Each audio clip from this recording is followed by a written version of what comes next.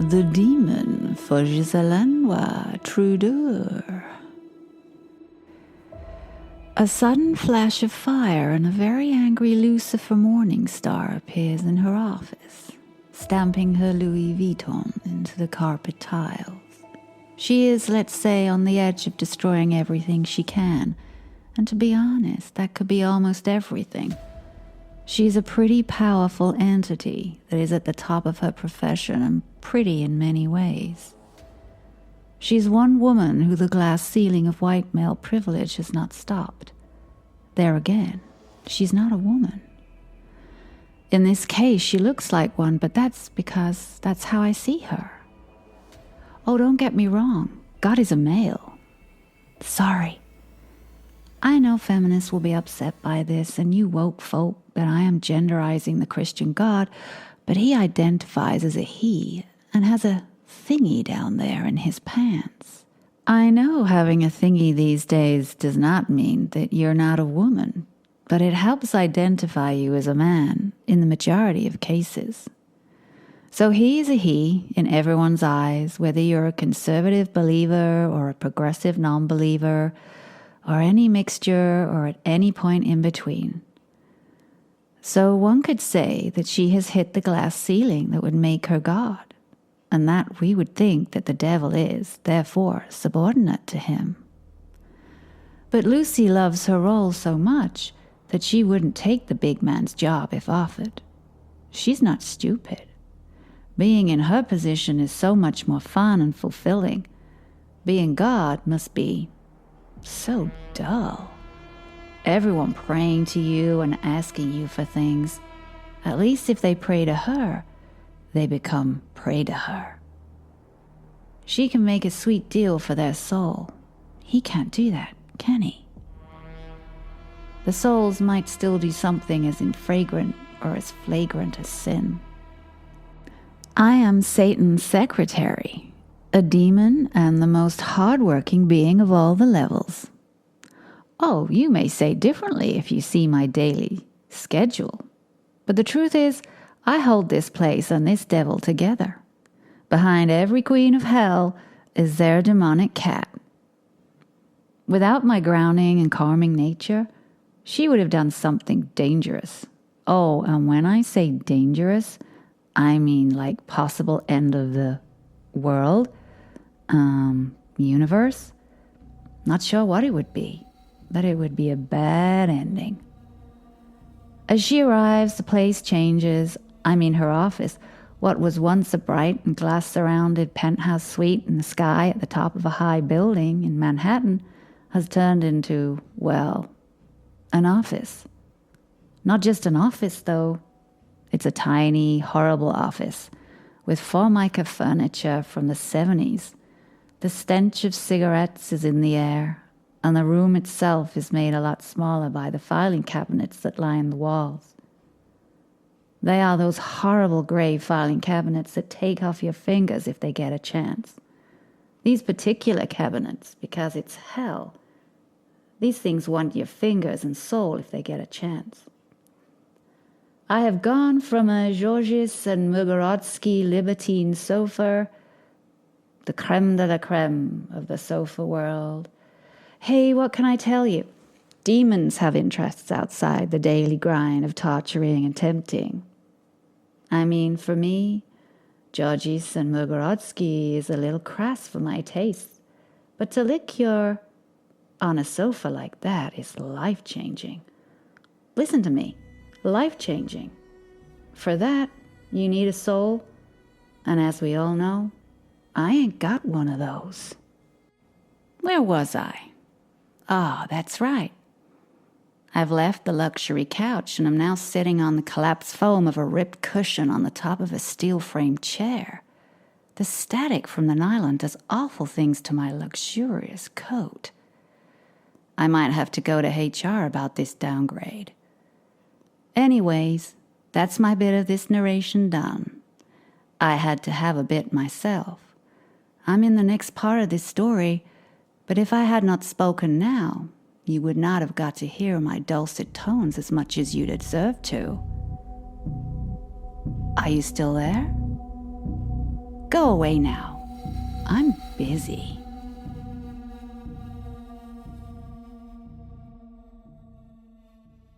Lucifer. I flash into my office. No, this is not my... Oh, I must be in one hell of a mood. That makes me smile for a moment. You know, you saw it, the pun. One hell of a mood. My secretary, Forgesalanois Trudeur, sits uncomfortably on a steel chair with a ripped nylon seat cushion. Her eyes have a tale to tell. Her tail's sinusoidal state tells me she's not happy. The little black cat is not happy. See, humans, I gesticulate, opening my arms to the little cat, who for once is quiet and paying me attention, which is a little strange, but okay, I will go with it. After my dramatic pause, I continue. See these humans? I wait for a reply. I get a yellow-eyed stare. So I keep going. Well, I suppose he isn't human. He is a werewolf, I say, passing my hands through my hair and noticing it's in excellent condition at the moment. See this werewolf? He's predictable, and that makes this so difficult. How am I supposed to commit my plans when I can't change his damn behaviour? If anyone can change a damn behaviour, it should be me. I need these two to get back together and work together. But they just don't want to. You know, have... What is it the young demons say? A meat? I think you mean a beef, says the little cat. Weird how language changes, eh? Where did they get beef from as an argument? I ask a rhetorical question as I look at the small yellow-eyed venomous demon. It stems from Cockney rhyming slang. Hot beef, which sounds like stop thief, would be shouted in the poor parts of London as people wanted to deal with the crime themselves and not involve the participation of the peelers. Of course, when I say the peelers, I refer to the newly administered police force. My stare stopped her. You did ask, she said as she returned to washing her paws. There has to be a way. There has to be. I would have paced back and forth, but because of the size and clutter in the room, that would have meant that I would have just been jogging on the spot. So, I stood for some time, my impressive intelligence not finding any answers to bring them back together. Force them, says the little cat, looking up. You don't force these people, I reply. They do not do being forced, I continue. You don't have to force them to do it, says the cat. In response, I turn and look at her. She stops her grooming and looks up at me. It would help if you got them together in an environment that will force them to work together to win. What would that be then? I ask her. How about the game show?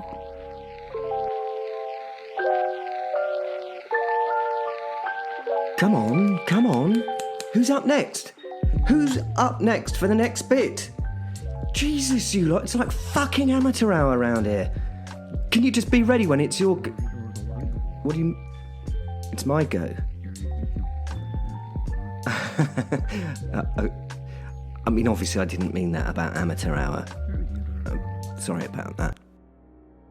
A random narrator in the magma chamber of Mauna Loa on the island of Hawaii lives...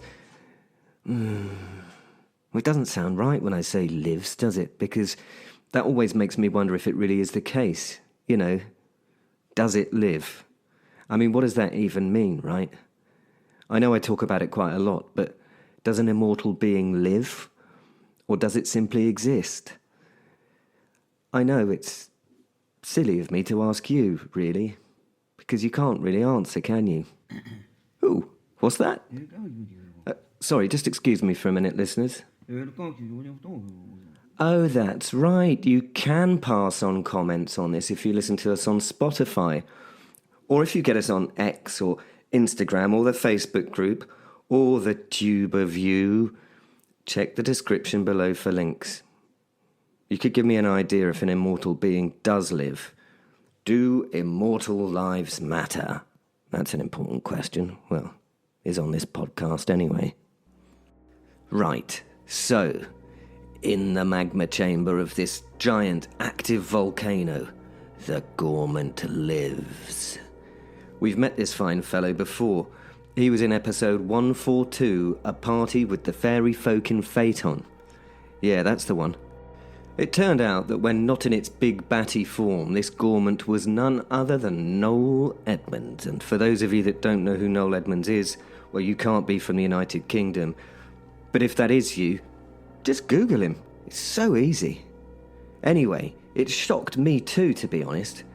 The Gormant has two things to do. He is the basis and the fury that besets a volcanic eruption, and he is the beast that, when angered, makes the lava flow. He basically pops the zits that cover our young planet's surface. It doesn't sound so cool when you say it like that, does it? Unless you're one of those strange people who, really loves to pop other people's zits. You know who you are. Yeah.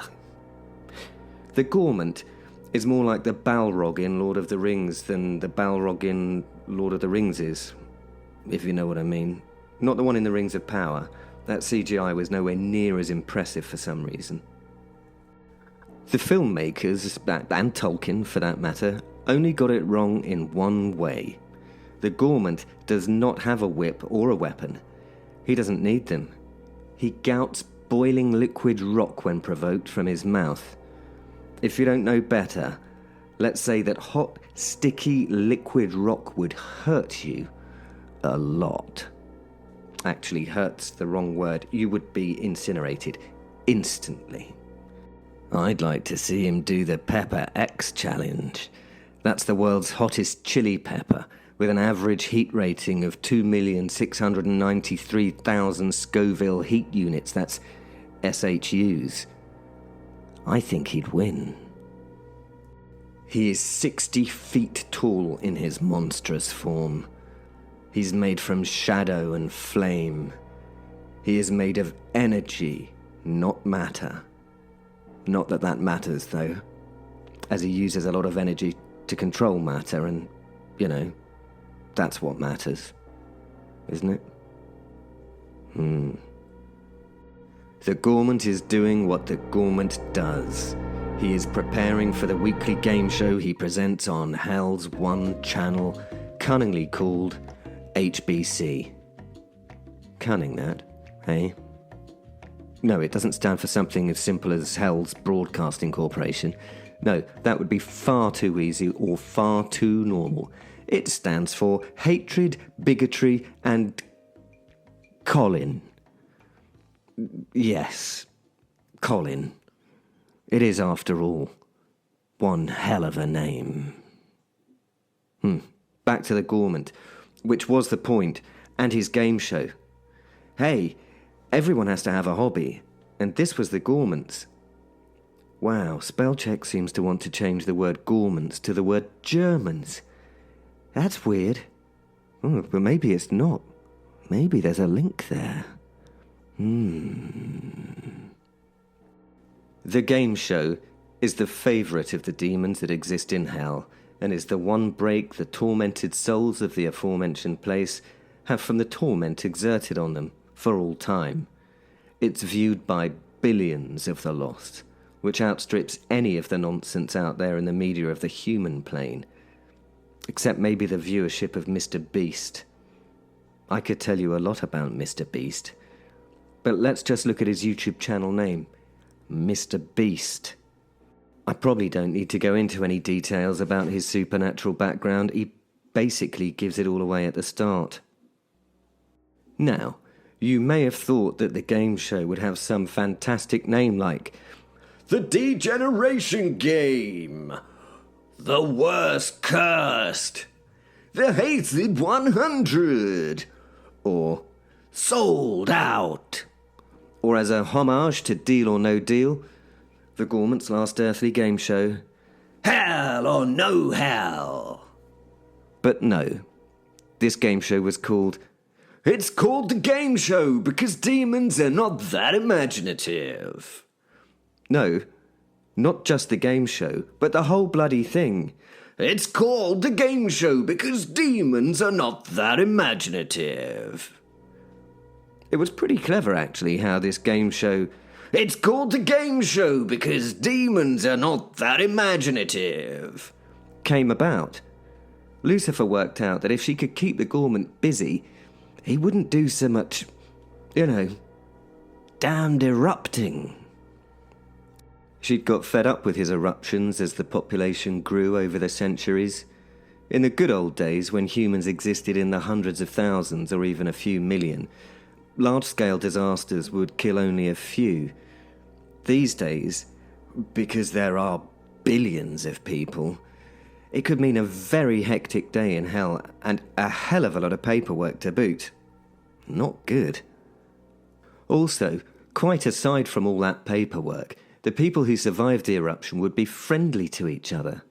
It's a little-known fact that human nature changes for a while after a major natural disaster. They start to, help each other and become altruistic.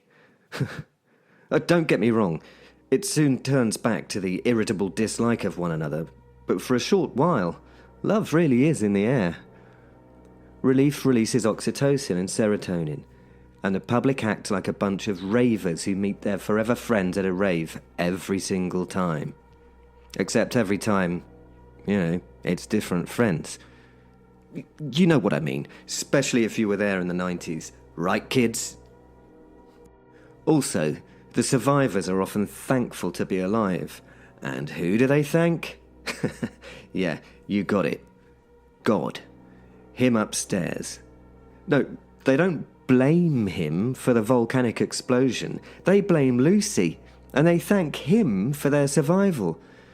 It's not that they turn to God, it's the fact that they don't blame him for the eruption that annoys her.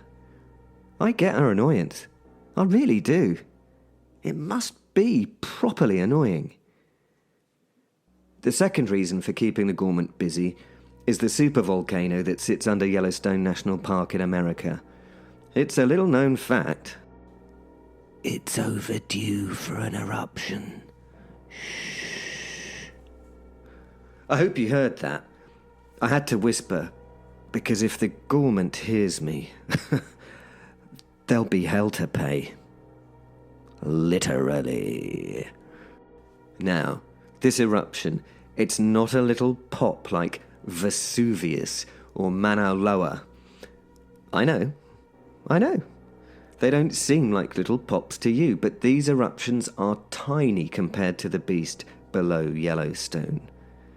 Vesuvius's caldera, the bit where the lava comes out, is 450 meters. That's 1,475 feet in diameter. Sounds big, right? And it is. I mean, it would cause a lot of problems if it goes pop again. But are you ready for this? Yellowstone's caldera, the bit where the lava comes out, has an average diameter of 35.5 miles, 57 kilometers, which means that the caldera, the bit where the lava comes out, is 35 times larger than Vesuvius's. Sorry about that. The word Vesuvius is hard to stop saying. So, with this gain of knowledge... See? We're an educational podcast as well as everything else. That alone makes us worth a follow, if you ask me. You can see why the devil's worried about Yellowstone, though, right? When it goes bang, it's going to be what the scientists call an extinction-level disaster. Oh, just for the record, extinction doesn't bother her, not one little bit. What bothers her is massive queues of dead people at the check-in desks of hell, and a kind of backlog that can't be shifted with laxatives. She can't be arsed with all that, can she? She's the devil. She's got a realm to run. So, you can see, her getting the Gormant into presenting a TV show has taken away quite a threat to her peaceful, lazy days. She was very clever with this. He'd done his apprenticeship down on Earth. She knew this was the only place where she could train him to be happy with the utterly meaningless nature of a game show. Why do we like them? Who knows? Whilst there, he took the form of the human being Noel Edmonds. We talked about him in the prior episode I mentioned. Well, in his true form, he wouldn't have been as lovable or accepted by those working with him or the audience. Your tastes have to be a little bit on the extreme side to love a Gormant. No, I'm not being judgy. Actually, I take that back. Yes, I am. These days on HBC, he still presents in his human form and is a much beloved favourite of the demons and damned that watch his programme. And now I've cleared all that up, we can go back to Lucifer to complete this wonderful, if slightly mental episode.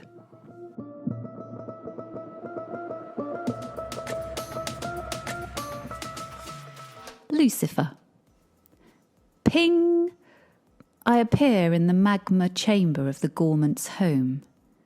He's not done much with it. It's just superheated rock from wall to wall. I like it. What do you want, little angel? It asks. I smile at this. It is trying to belittle me, honestly. It's one of the few things that can do that. He is even beyond my scope. I can't hurt him. It is just made of energy. He is made of the Earth's energy itself. I can't stop the pressure of gravity, causing heating and magma. Well, that's not true. I could. But then, I think the Earth would fall apart, meaning there would be nothing to do. The Gormant would be gone, though. An enormous black bull-like head swings towards me and hooved legs turn the creature. Wings open behind it, touching the walls of the chamber. Gulp? I gulp. Well, you don't say gulp, do you? You do it, then. I need a favour for which I will offer you a strike against fate, I tell the beast. It scratches its head in consideration. Flakes of fire fall from that gigantic chin. Show me. I raise my hand to him. I open my fingers to reveal the die. He doesn't need to recognise the object. He just needs to feel what it represents. Laughter echoes around the chamber. A mighty awful little angel, He says. I instantly grow 70 feet, so I'm a head taller than him in the chamber now. I know it's a silly thing to do, but being patronised is not on my list of things I enjoy. The thing laughs again. a show of power, fallen one. He chuckles. You offer me much. You offer me the opportunity to change fate when I wish. I nod. He knows what this means. I need 2 beings that are irritating me on your show. Oh, don't get me wrong. If you get them on together, it will be one hell of a show. These 2 are immortal and powerful and want to kill each other, so it will be an audience pleaser. Again, the blazing shadow scratches its chin and looks at me with fiery eyes. It nods. I shrink back to my usual size. A hand twice my size with 8 fingers tipped with red-hot iron claws reaches at me. It does feel like at and not towards me. Maybe that's a little of my paranoia shining through. It stops a few feet away, and the die is removed from my palm delicately by the pincer action of 2 tips of those terrifying talons. Be gone. He dismisses me. I flash from his home.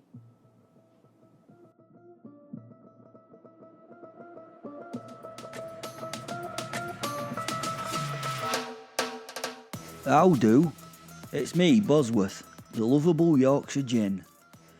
The bar's been quite quiet recently. Loads of important stuff has been going on, you see, on Alt Plane's existence. I don't mind it being quiet, to be honest. It sort of lets me gather me thoughts, lets me relax a little, like. And then, Hello, Bozzy. she looks right gradely, she does. A dark-skinned beauty enters bar, all shifting silken like promise of sin. She smells like heated stone and desert winds, and I hear vultures cry in me mind. Oh, bloody hell, what does she want then? How are you, Lucy? I reply as I acknowledge her. How you doing and how can I help you today? I know this isn't a social visit. You don't do that social visit kind of thing, do you? So what do you want? Let me guess. Another bloody wish. I need a wish. But I also don't need the recipients of that wish to know who gave it to them. She tells me. I'll laugh and smile. Of course. The great deceiver would want that, wouldn't she? No wishes, I'm afraid, Lucy. I then turn me back to her. She's suddenly standing in front of me on the other side of the bar. The bangles threaded on her wrists play like little chimes, making me feel buzz along the spine. I no longer have, to be honest. Deep, hazel eyes look into me. Well, me hood. Patchouli and fresh sweat give me like a heady high, you know, like light perspiration after you've just had... Oh, it fills me non-existent nostrils. She lifts her fist and draws me attention to it by moving her eyes. I look. What else is there to do? She opens her perfectly manicured, ring-covered hands and reveals the die within.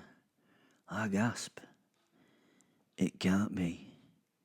It's one of fate's dice. A die of fate. A way to change fate. Even I can't do that. Any wish or action I undertake is fated. I know it's complicated, but this is like a wish for a djinn. This die is a wish for a djinn. What does the wish, love? I say in response. She smiles. Well, all I need you to do is get Will and the Professor in hell at the same time. I need them to be friends. I would wish them to be friends, or I would change fate, but I know that bastard Gabriel would tell them. Then there would be heaven to pay. He's a little snitch like that. But if it came about through sneakier means by others while I have an alibi of sorts, well, good old Goldie Wings would not guess, would he? He's not the brightest. Aye, well, it might be possible, like. Where do you want them to go? The Gormant's game show. She tells me. Do you think that's bloody wise? I mean, you know. Probably not, but it will be so much fun.